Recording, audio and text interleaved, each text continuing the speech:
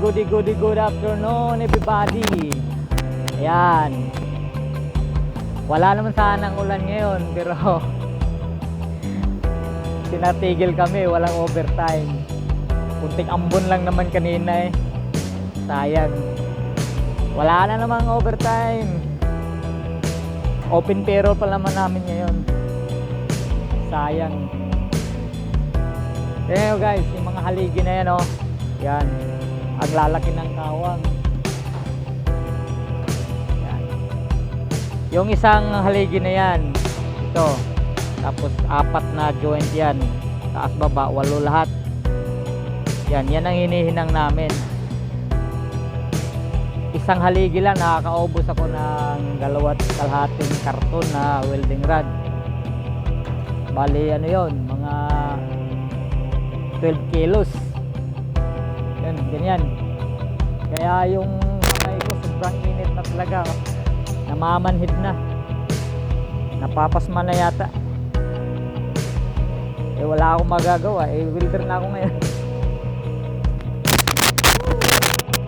Yan. Wala na talagang ibang mapasukan. Purma nang in-applyan ko kaso wala talagang bakante.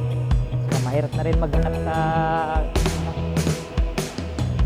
okay na rin dahil kasama ko yung kapatid ko dito, so wala naman ibang magtitinginan kung kaming dalawa lang.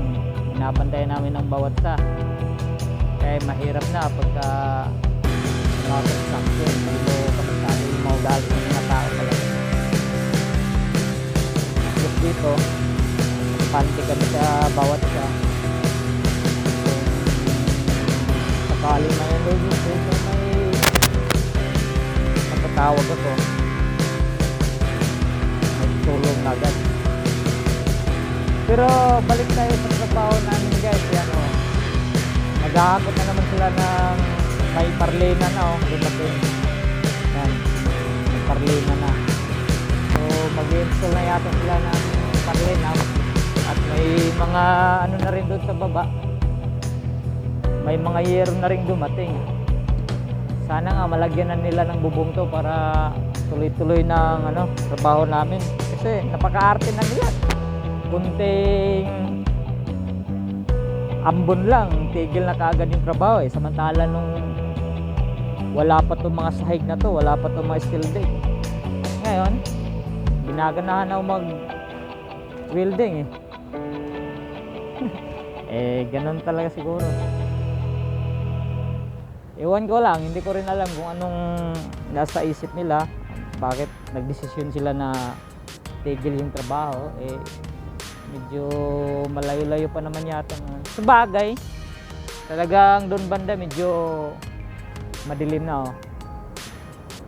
Yan.